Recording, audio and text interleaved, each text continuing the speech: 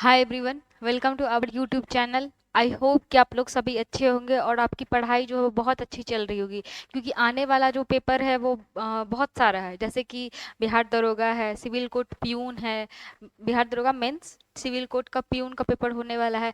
साथ में कल ही जो है वो बिहार पुलिस को लेकर के 60,000 भर्ती की जो है वो नोटिफिकेशन आई है, जिसमें दरोगा का भी 2200 समथिंग पोस्ट है, जिसके लिए आपको क्या क्या करना है, रगड़ के मेहनत करना है और रखना है अपने अंदर जोश और जुनून, और देखना है क्लास को। अगर आपका कॉन्सेप्ट क्लियर है तो आप क्लास को रिवीजन पर्पस से देखिए। अगर आपका कॉन्सेप्ट क्लियर नहीं है, अगर आप बिगिनर हैं, तो आप पढ़ाई को पहले फाउंडेशन वे से स्टार्ट कीजिए। ठीक है, चलिए बैक टू द क्वेश्चन। ठीक है, हम लोग इसके पहले जो है, जैसा कि आप लोग को पता है, लूसेंट का सीरीज चल रहा था। लूसेंट के सीरीज में पहला चैप्टर भारत का भौगोलिक विस्तार में टोटल 200 क्वेश्चन है, जिसमें हम लोगों ने 60 क्वेश्चन डिस्कस कर चुका है 3 वीडियो के माध्यम से। और आज हम लोग डिस्कस करने वाले हैं क्वेश्चन नंबर 61 से लेकर के 80 तक। ठीक है, और इसमें ना सिर्फ हम लोग क्वेश्चन को डिस्कस करेंगे, आंसर को जानेंगे, बल्कि उससे रिलेटेड कुछ फैक्ट को भी जानेंगे, जो कि आपके आने वाले एग्जाम में काफ़ी ज़्यादा हेल्पफुल रहेगा। चलिए क्वेश्चन नंबर 61 पे चलते हैं। ठीक है, देखिए क्वेश्चन नंबर 61 जब हम पढ़ेंगे तो लिखा क्या हुआ है, द्वीप, है ना। एक मिनट, द्वीप स्थित है। ठीक है, बेसिकली द्वीप जो है वो क्या है, एक द्वीप है। द्वीप, द्वीप जो है वो क्या है, द्वीप है। और ये है कहाँ स्थित, मैंने इसके लिए जो है वो कुछ मैप लगा के रखा है, ताकि आप लोगों को अच्छे तरीके से कॉन्सेप्ट क्लियर हो सके। और मैप के द्वारा अगर आप ज्योग्राफी को पढ़ोगे तो वो चीज़ें आपको बहुत ज़्यादा दिनों तक याद रहेगी। ठीक है, यहाँ पे देखिए, ये आपको गुजरात का पार्ट दिख रहा होगा। ठीक है, अगर गुजरात के पार्ट को आप क्लोजली ऑब्जर्व करेंगे, ठीक है, ये जो है क्लोजली ऑब्जर्व करेंगे, तो गुजरात जो है वो दो प्रायद्वीप के जैसा जो है वो शेप बनाया हुआ है। पहला जो है वो प्रायद्वीप जो है, इसके ऊपर वाला जो हिस्सा है ये क्या है, कच्छ है।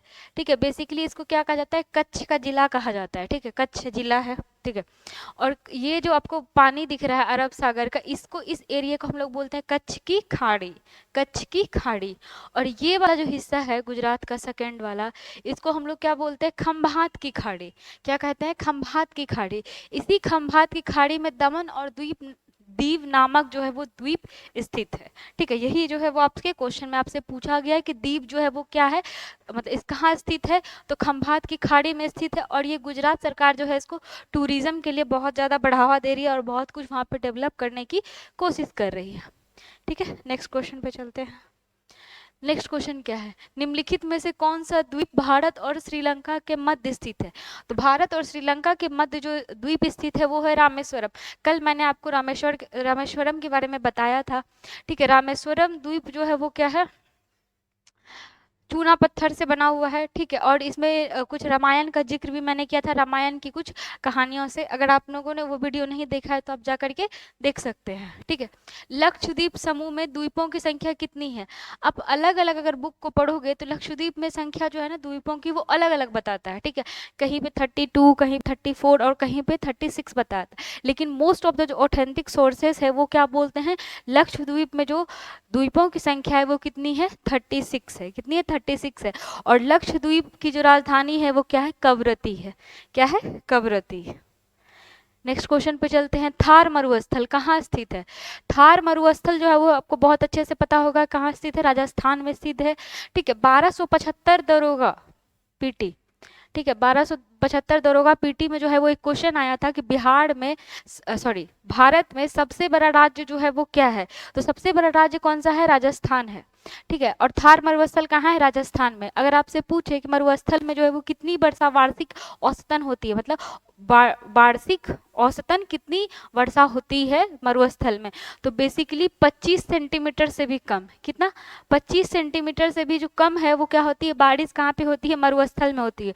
और एक चीज मैं यहाँ और आपको क्लियर करना चाहूंगी, पूरे विश्व में जितना भी मरुस्थल है उन सभी मरुस्थल में सबसे ज्यादा जनसंख्या जो है वो कहाँ पे है, थार मरुस्थल में।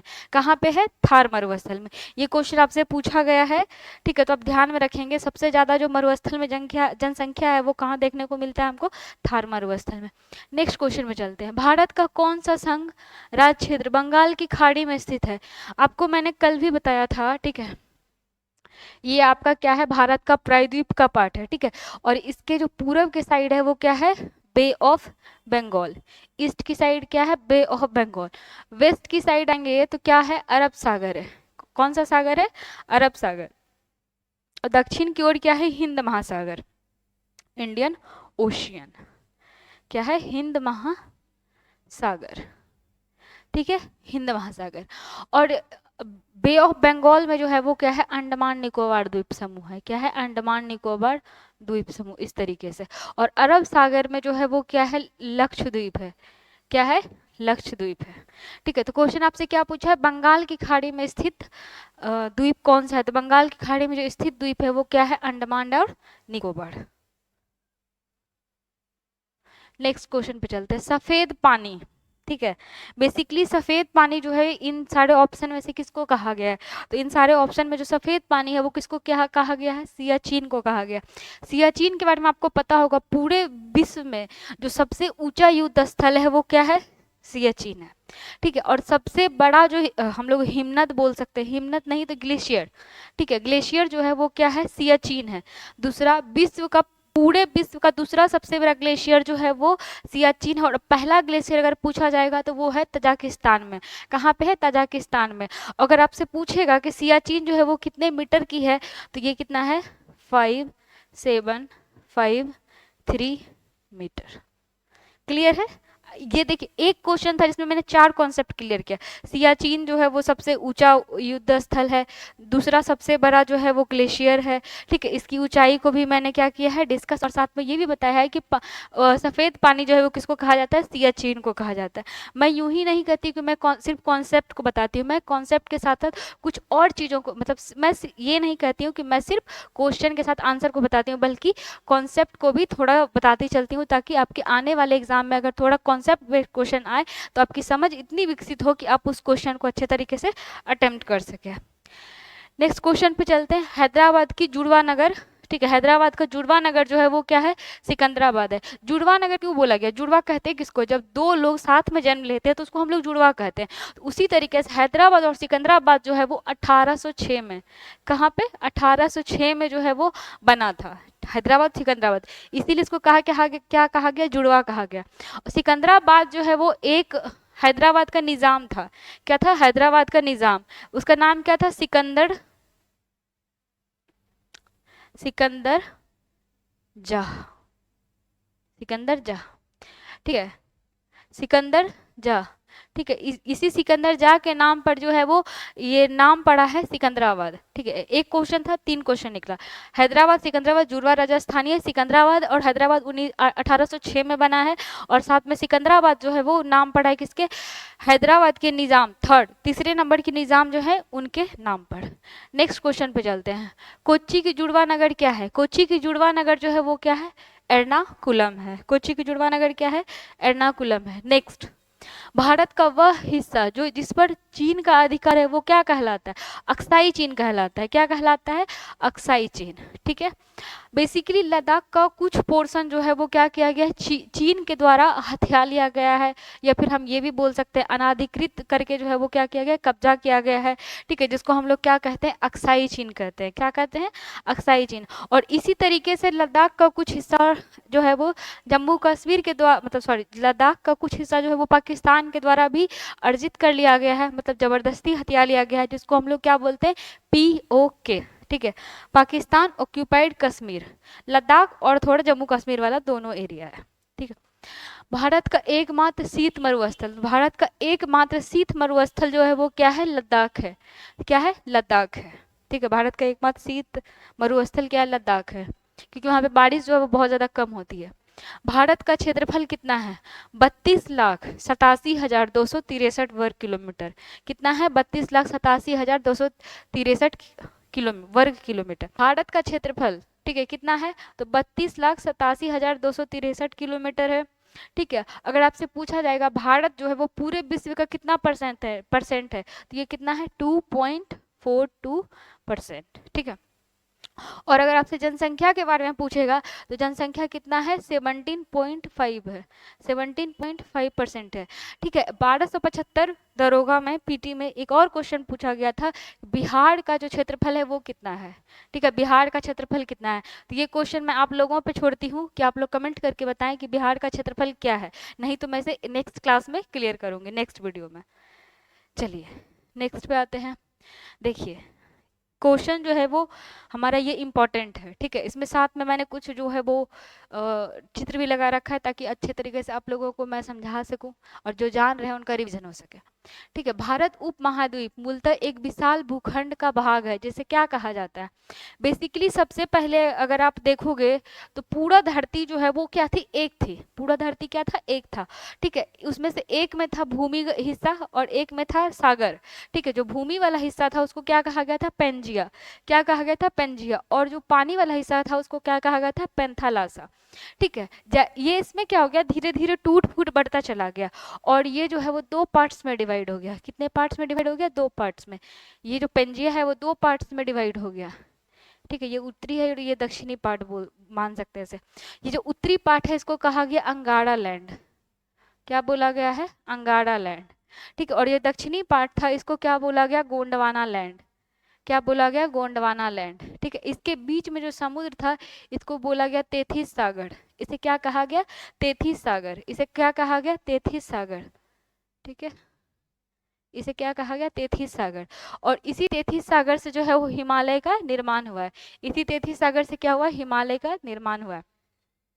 भारत जो है वो आता भले उत्तरी गोलार्ध में है, ठीक है, लेकिन वो पार्ट किसका है? गोंडवाना लैंड का पार्ट है। किसका पार्ट है? गोंडवाना लैंड का पार्ट है, ठीक है। तो वही यहाँ आपसे पूछा गया है, भारत उप महाद्वीप मूलतः एक विशाल भूखंड का भाग है जिसे क्या कहा जाता है? गोंडवाना लैंड कहा जाता है। जिसे क्या कहा जाता है? गोंडवाना लैंड। अच्छा, अगर आपसे ये पूछे कि इसका विभाजन जो है वो किसने किया था? लैंड को अलग पहले, मतलब ये कॉन्सेप्ट दिया किसने था? तो ये कॉन्सेप्ट जो है वो दिया था अल्फ्रेड वेगनर नाम के एक थे, भूवैज्ञानिक बोल सकते हैं, ठीक है। भूवैज्ञानिक थे अल्फ्रेड वैगनर। उन्होंने ही बताया था पूरी पृथ्वी जो थी वो एक समान एक दूसरे से चिपकी हुई थी, जिसमें टाइम के साथ साथ उसमें टूट फूट हुआ और ये दो भाग में डिवाइड हुआ, अंगाड़ा लैंड और गोंडवाना लैंड, ठीक है। निम्नलिखित में से कौन सा भारतीय राज्य कर्क रेखा के उत्तर में स्थित है? ठीक है, आपको मैंने कल ही बताया था, ठीक है, कि कौन सा राज्य जो है वो कर्क रेखा के उत्तर में स्थित है। इसमें दो तीन क्वेश्चन जो है वो आपको देखने को मिल सकता है। ये मैं मैप से थोड़ा आपको बता दूं अगर हो लगा हुआ तो। हाँ, चलिए मैं स्टेट से ही क्लियर कर देती हूँ, ठीक है, मैं खुद से ही।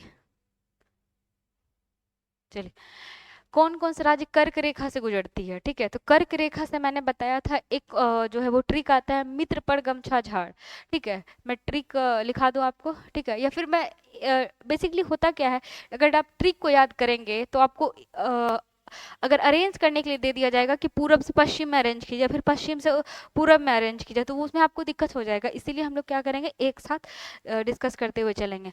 कर्क रेखा जो सबसे पहले इंटर करती है वो किस में करती है? गुजरात में करती है। किस में? गुजरात में। फिर करती है राजस्थान में। कहाँ पे करती है? राजस्थान में, ठीक है। उसके बाद करती है मध्य प्रदेश में, ठीक है। फिर करती है कहाँ पे? छत्तीसगढ़ में, ठीक है। कहाँ पे? छत्तीसगढ़ में। और फिर इंटर करती है कहाँ पे? झारखंड में। कहाँ पे? झारखंड में। फिर इंटर करती है वेस्ट बंगाल में। कहाँ पे? वेस्ट बंगाल में, ठीक है, वेस्ट बंगाल में। उसके बाद जो है वो इंटर करती है कहाँ पे? त्रिपुरा में, ठीक है। कहाँ पे इंटर करती है? त्रिपुरा में। उसके बाद जो है वो इंटर करती है कहाँ पे? मिजोरम में। कहाँ पे? मिजोरम में। अब बताइए, अब आप जो है वो आराम से ऑप्शन को छांट सकते हैं। कर्क रेखा के उत्तर में जो है वो मणिपुर है। क्या है? मणिपुर, क्योंकि मिजोरम से तो कर्क रेखा गुजरती है, झारखंड से भी गुजरती है और साथ में गुजरती है त्रिपुरा से, ठीक है। तो आंसर क्या हो जाएगा? मणिपुर। नेक्स्ट क्वेश्चन सेम, कर्क रेखा से नहीं गुजरती, तो आप अभी जस्ट मैंने आपको बताया छत्तीसगढ़ से गुजरती है, त्रिपुरा से गुजरती है और साथ में गुजरती है कहाँ से? मिजोरम से। कहाँ से? मिजोरम से। और मणिपुर से जो है वो नहीं गुजरती है, इसीलिए हमारा ऑप्शन क्या हो जाएगा? मणिपुर जाएगा, क्योंकि क्वेश्चन में क्या पूछा गया है? नहीं। नेक्स्ट देखिए, नेक्स्ट क्वेश्चन डिस्कस करते हैं। क्वेश्चन नंबर 75, निम्नलिखित में से कौन सा कथन सत्य है? ठीक है, आपसे पूछा क्या गया है, कौन सा कथन सत्य है? भारत पूर्णतः उत्तरी गोलार्ध में स्थित है, तो गोलार्ध बांटा कैसे जाता है? ठीक है, ये देखिए, ये मान के चलते हैं ये भारत का क्या है, सॉरी, विश्व का जो है वो क्या है? शेप है, ठीक है, पृथ्वी का शेप है। और इसी पृथ्वी से एक लाइन गुजरी हुई है जिसको क्या कहा गया है? 0 डिग्री अक्षांश, ठीक है, या फिर विषुवत रेखा कहा गया है। इस विषुवत रेखा के ऊपर जितना भी भूभाग आता है वो क्या कहलाता है? उत्तरी गोलार्ध कहलाता है। ये क्या कहलाता है? उत्तरी गोलार्ध कहलाता है, ठीक है, उत्तरी गोलार्ध कहलाता है। उत्तरी गोलार्ध कहलाता है। और विषुवत रेखा के नीचे वाला पार्ट है इसको हम लोग क्या कहते हैं, दक्षिणी गोलार्ध कहते हैं। इसको क्या कहते हैं, दक्षिणी गोलार्ध कहते हैं। और भारत जो है वो कहाँ पे आता है, ये विषुवत रेखा के ऊपर आता है, इसीलिए हम लोग बोलते हैं भारत कहाँ है, उत्तरी गोलार्ध में है। तो ये जो लाइन है आपका, ये जो है वो पूर्णतः सही है। ठीक है, नेक्स्ट, भारत की आकृति जो है वो चतुष्कोण है। इसमें मैं थोड़ा आपका कॉन्सेप्ट क्लियर करना चाहूंगी। ठीक है, भारत की आकृति बहुत सारा जो टेक्स्ट बुक है उसमें लिखा गया है चतुष्कोण है, लेकिन बिहार सरकार का जो बुक है बीटीबीसी जिसको हम लोग बोलते हैं, उसमें जो है वो क्लास 9 का बुक है। ठीक है, आप देख सकते हैं क्लास 9 का बुक है।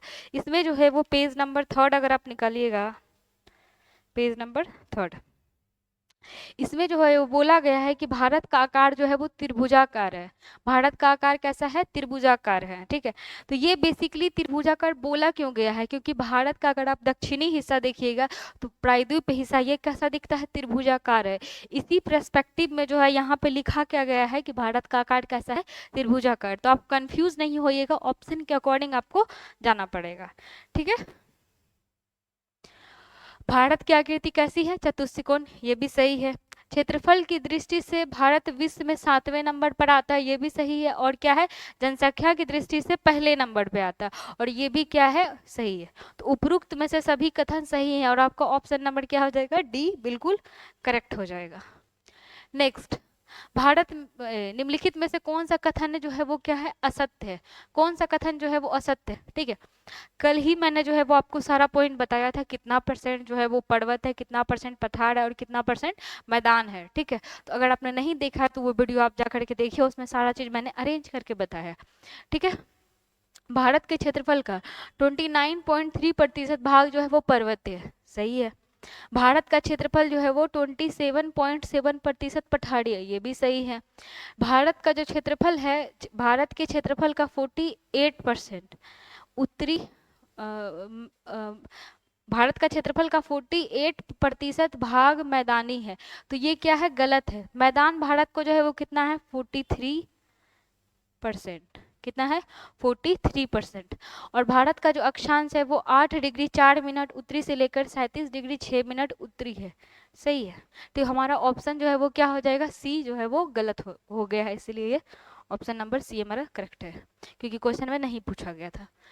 भारत के उत्तर के मैदान से संबंधित निम्नलिखित में से कौन सा कथन असत्य है। देखिए, भारत का जो उत्तरी मैदान है, ठीक है, उसमें क्या है, उत्तर का गंगा का मैदान आपको देखने को मिलता है, ब्रह्मपुत्रा का मैदान देखने को मिलता है, और साथ में मिलता है सिंधु का मैदान देखने। यहाँ पे अगर सतलज है तो वो भी हम मान के चल सकते हैं क्या है, एक तरीके से करेक्ट है, क्योंकि सिंधु जो है, सिंधु की जो सहायक नदी है वो क्या है, सतलज है। ऑप्शन नंबर 20 बी में चलते हैं। यह नवनिर्मित मैदानी भाग है। ठीक है, मैंने आपको फर्स्ट वीडियो के दौरान बताया था, भारत का जो सबसे पुराना भूभाग है वो प्रायद्वीप पठार है। क्या है, प्रायद्वीप पठार है। और भारत का सबसे जो नया भाग है वो क्या है, मैदानी भाग है। क्या है, मैदानी भाग। ठीक है, ऑप्शन नंबर सी, इस मैदान की मिट्टी चारनोजम प्रकार की है।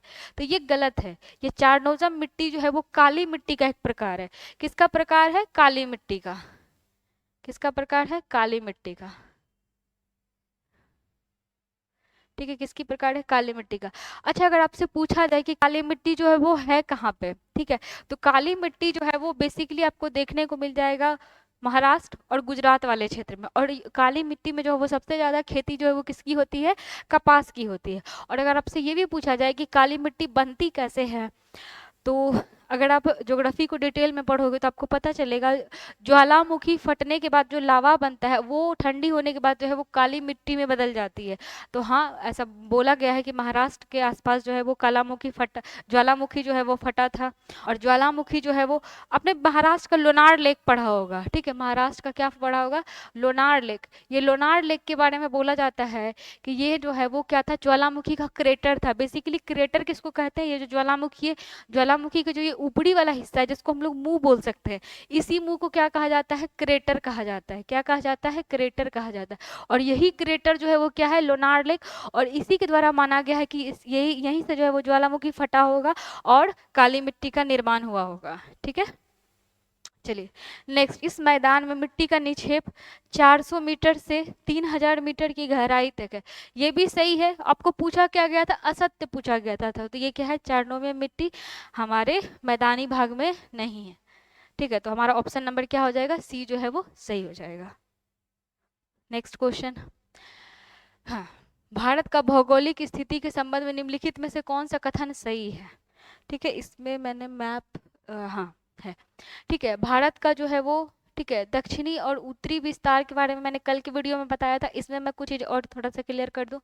ठीक है, भारत का उत्तर से लेकर के दक्षिण तक जो डिस्टेंस है वो कितना है, 3214 किलोमीटर है। कितना है, 3214 किलोमीटर है। और पश्चिम से लेकर के पूरब तक का जो डिस्टेंस है वो कितना है, 2933 किलोमीटर है। कितना है, 2933 किलोमीटर। और भारत का जो उत्तरी बिंदु है उसको क्या कहा गया है, इंदिरा कॉल कहा गया। क्या कहा गया, इंदिरा कॉल। और भारत का जो दक्षिणी, ये मुख्य भूमि का, इसको क्या कहा गया है, कन्याकुमारी कहा गया। पश्चिमी बिंदु, इसको क्या कहा गया, गुहार मोती कहा गया। पश्चिमी बिंदु को क्या कहा गया, गुहार मोती। और पूर्वी बिंदु को क्या कहा गया, किबीथू। क्या कहा गया, किबीथू। और अगर आपसे पूछा जाए कि पूरे भारत का सबसे ज्यादा दक्षिणतम बिंदु कौन सा है, तो वो क्या है, इंदिरा पॉइंट है। क्या है, इंदिरा पॉइंट, जो कि कहाँ अवस्थित है, अंडमान निकोबार द्वीप समूह का एक द्वीप जिसको हम लोग क्या कहते हैं, ग्रेट निकोबार, वहां पे अवस्थित है। ठीक है, तो बेसिकली ये विषुवत रेखा के उत्तर में स्थित है। अभी मैंने जस्ट बताया है कि विषुवत रेखा के उत्तर में स्थित होने के ही कारण जो है वो भारत जो है वो कहाँ पे आता है, उत्तरी गोलार्ध में आता है। ठीक है, और क्या बोला गया है, यह जो है वो 8 डिग्री 4 मिनट उत्तर से लेकर के 37 डिग्री 6 मिनट उत्तरी अक्षांश के बीच स्थित है। और ये भी क्या है, सही है। सी नंबर क्या बोला गया है, 68 डिग्री 7 मिनट पूरब से लेकर के 97 डिग्री 25 मिनट पूर्वी देशांतर के बीच स्थित है। ये भी क्या है, आपका सही है। तो इन सब में से क्या है, ये सारा ऑप्शन जो है वो क्या है, करेक्ट है। नेक्स्ट, निम्नलिखित किस भारतीय राज्य की सीमा सर्वाधिक राज्यों की सीमा को स्पर्श करता है। बेसिकली अगर आप भारत के मैप को क्लोजली ऑब्जर्व कीजिएगा, ठीक है, तो इसमें जो है वो यूपी जो है वो क्या है, सबसे ज्यादा राज्यों के साथ जो है वो सीमा साझा करता है। किससे किससे करता है, ठीक है, काउंट कीजिएगा। उत्तराखंड 1, हिमाचल प्रदेश 2, हरियाणा 3, और इसमें दिल्ली, ठीक है, दिल्ली भी है 4, राजस्थान 5, मध्य प्रदेश 6, छत्तीसगढ़ 7, झारखंड 8, और बिहार कितना, 9। तो बेसिकली उत्तर प्रदेश जो है वो 9 राज्यों के साथ भारत की सीमा साझा करता है, जो कि सबसे ज्यादा है। ठीक है, तो इसमें पूछा क्या गया है, यूपी से, ठीक है, कौन सा सीमा स्पर्श करता है। ठीक है, असम नहीं करता है। ठीक है, सबसे ज्यादा जो है वो क्या है, यूपी जो है वो सबसे ज्यादा सर्वाधिक सीमा जो है वो बनाता है, ठीक है, अलग अलग राज्यों से। नेक्स्ट क्वेश्चन, उत्तर प्रदेश की सीमा कितने राज्यों से लगती है। अभी हम लोगों ने काउंट किया कितना, 9। अच्छा, इसमें मैं एक चीज और आपको क्लियर कर दूं थोड़ा सा, हाँ, एक मिनट रुक जाइएगा थोड़ा सा, एक मिनट। देखिए, यूपी में एक डिस्ट्रिक्ट है, आपको आई होप ध्यान से अगर आप जूम कीजिएगा तो देखिएगा, ये डिस्ट्रिक्ट है, इसका नाम है सोनभद्र। क्या नाम है, सोनभद्र।